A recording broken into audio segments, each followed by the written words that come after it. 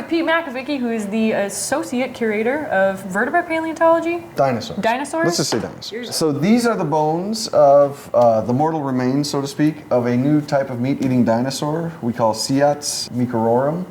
This was published just a few weeks ago, and as you can see, it's nowhere near as complete as Sue. Right. But we have enough to tell us it's a new species and to tell us what kind of dinosaur it is. So most of the bones are from the vertebral column, so we have a vertebra from the back. That is one, is that a thoracic vertebrae? That would be, yeah, in a human being we'd call this a thoracic, so sort of near the front of the chest. And the top is up here, so this would be sort of correspond to the bump you'd feel on your back if you ran your thumb down your spine, at least if you're more flexible than I am. Yeah. And this is the body of the vertebra. This is sort of the bottom, and then through here is actually where the spinal cord would go, that little hole in there. That thing is massive. So what kind of dinosaur is it? So we know that Siats is a meat-eating dinosaur, a theropod dinosaur, and there are a couple clues in the skeleton that tell us that. So unfortunately, we don't have the business end of this animal. We don't have its skull, which would be the easiest way to tell. Right. But it has several features that tell us that it is unquestionably a meat-eating dinosaur.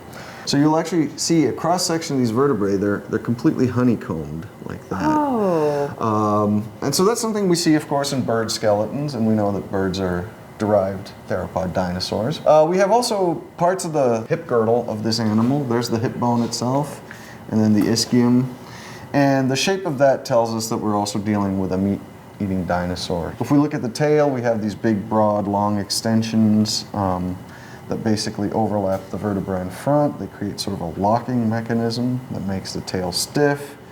And that's another diagnostic feature of certain types of meat-eating dinosaurs. How do those things assist it in its meat-eating ability? In these big animals, you of course had a big front end, with a big torso and a giant head, and so you have to offset it with something, and we think the tail functioned that way. We have to have something that keeps that tail rigid, and so these interlocking Would you find something like that in an herbivore?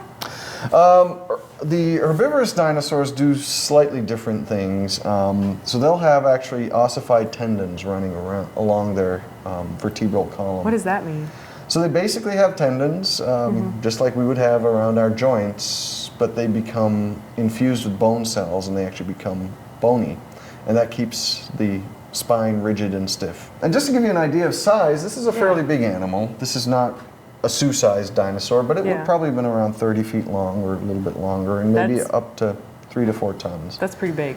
Yeah, and this is one of the toe bones. This is one of the knuckles in the foot. So that gives you just some sense of size. Were they very fast animals? Are you able to tell that from their fossil remains? These animals had huge leg muscles, but they probably needed huge leg muscles just to stabilize the joints in their legs. And so these muscles didn't translate to speed. It was just a stand upright. Yeah. How often is a dinosaur of this kind of caliber? How often is that discovered or unearthed? Well, if we look at North America, which is where this animal comes from, this is from the middle of Utah. It's actually pretty rare. Worldwide, we're actually in sort of a renaissance of dinosaur paleontology, and we probably see up to 30, maybe 40 species named per year. Really? I had no idea. Most of them from China, but also from other parts of the world. So, but if we're talking particularly about the North American record, this is pretty unusual. People often ask me, do you use some kind of cool remote sensing thing? And it's like, no, I mean, we use Google Earth a lot now because you can actually find outcrop, but beyond that, it actually just involves walking around and looking at the ground. Really? Sometimes for hours and days. And then at some point, you get lucky and you see bone coming out of the ground. Sometimes you dig in and you find a lot of dinosaur, and most often you dig in and you don't find that much. So the first part of this dinosaur we found is actually the not so good looking part of the hip bone that you see out here. Whoa. And that's basically the bone crumbling out of the rock. It's been eroded by freeze thawing, and so it's pretty broken up. And this was kind of spewing out and down the hillside, so the sheer volume of what was there, told us we were onto something big. In the field, we'll dig around it, but we'll leave a certain amount of rock, and then we cover it in plaster. So over there you have a plaster jacket, also from Utah. different dinosaur, but nearby. And that's basically our safe carrying case. We can drive it back cross country, bring it here. And then we'll open that up and then actually start the fine preparation process. And that can take a long time. So the rule of thumb is we say about 100 hours of lab time for every hour spent in the field collecting. Really? Yeah. Whoa. I mean, it's a rough number. It varies a lot between different kinds of fossils, but that's sort of the average. So it takes a long time for a dinosaur to actually be ready for study and possible exhibit. You know, a lot of people will ask me like, well, you know, you have maybe 1/10 of the skeleton here. How do you really know this is a new animal? And so this, of course, involves a lot of anatomical knowledge. But here, we're looking at the top part of a vertebra from the tail. And you'll see there are these holes on either side, like front face. and back. But they're very rare in the tails of dinosaurs. You mostly see them in front of the hips. And so only a couple of different kinds of dinosaur have these.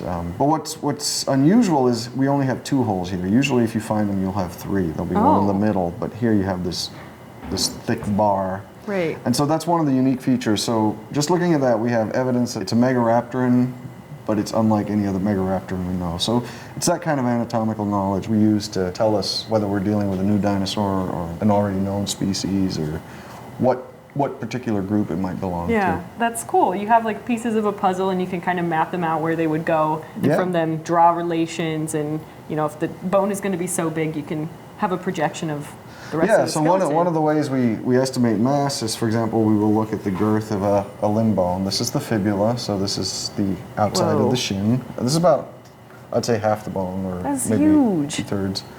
And by looking at sort of the girth of it and comparing to other things, where we have more complete skeletons, we can come up with a rough size estimate. Do you have an illustration of it? We do. Cool. We might just throw that in the video. Sure. Have a big, nice illustration of it. We are going to put this out, I think, in January. We're actually going to put this out. Oh, cool. In Stanley Field Hall, so people want to come and see the new dinosaur and learn a little bit more about it. It'll be out there in one of our cases. Cool. Yeah. Come see the No dinosaurs. extra charge. Yeah. At the Field Museum for $15. New to science.